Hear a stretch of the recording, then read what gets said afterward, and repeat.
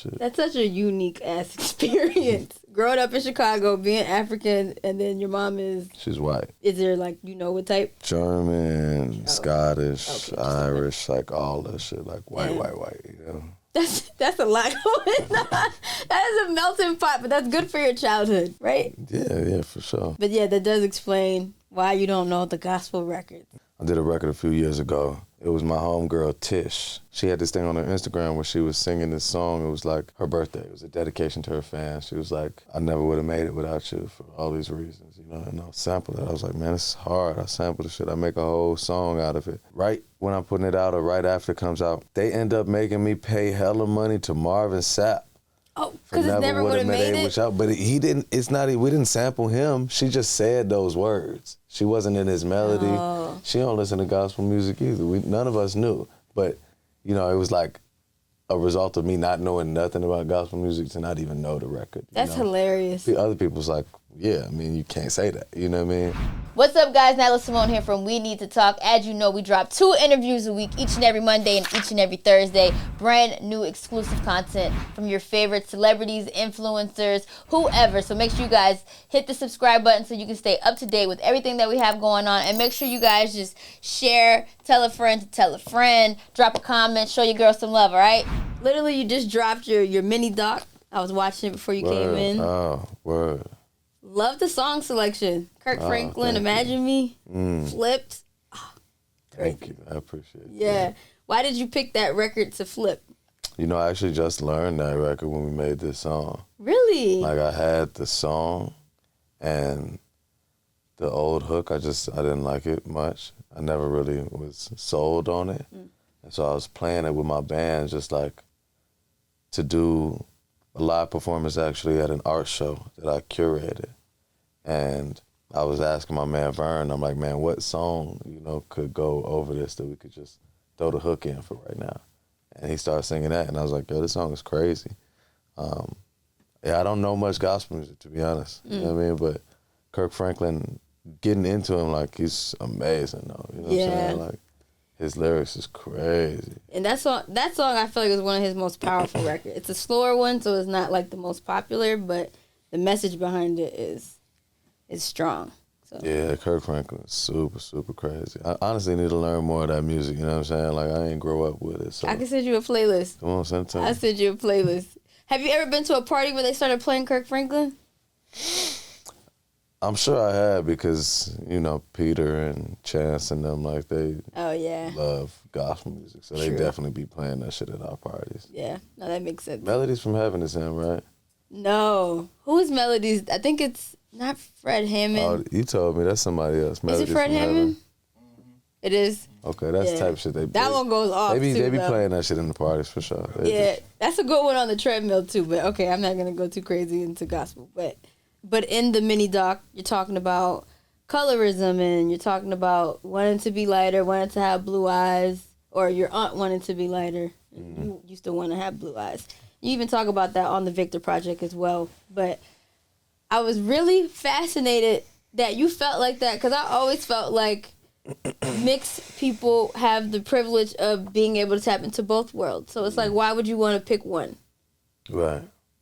No, it's for sure a privilege, you know, but I guess as a child, you don't really recognize that. I feel like understanding privilege comes with perspective.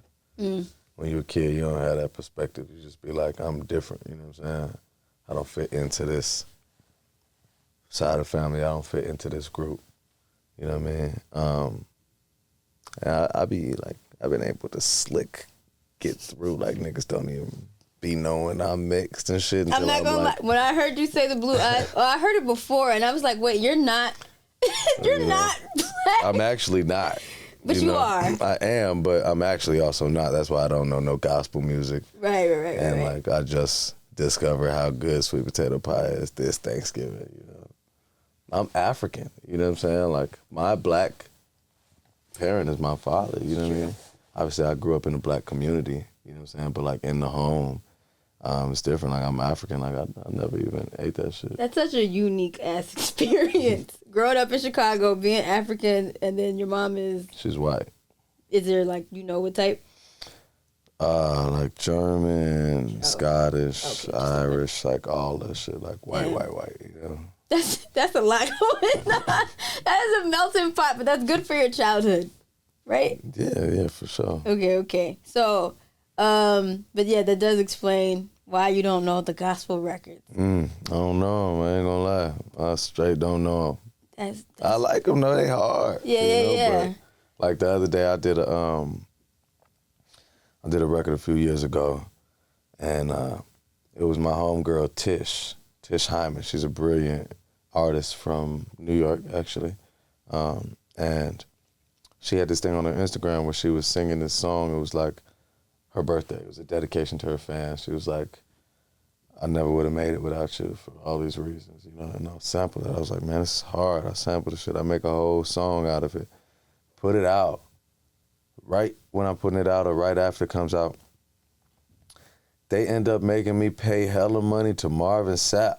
Oh, because it never would have made it? But he didn't, we didn't sample him. She just said those words. She wasn't in his melody. Oh. She don't listen to gospel music either. None of us knew. But, you know, it was like a result of me not knowing nothing about gospel music to not even know the record. That's hilarious. The other people's like, yeah, I mean, you can't say that. You know what I mean? I'm like, bruh, I've never heard You might as well have trademarked that quote, because that song is huge. Right. Yeah, they got us.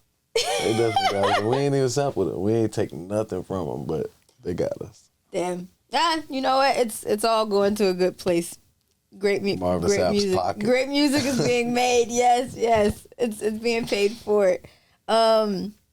Okay, wait. So back to your first time having the sweet potato pie.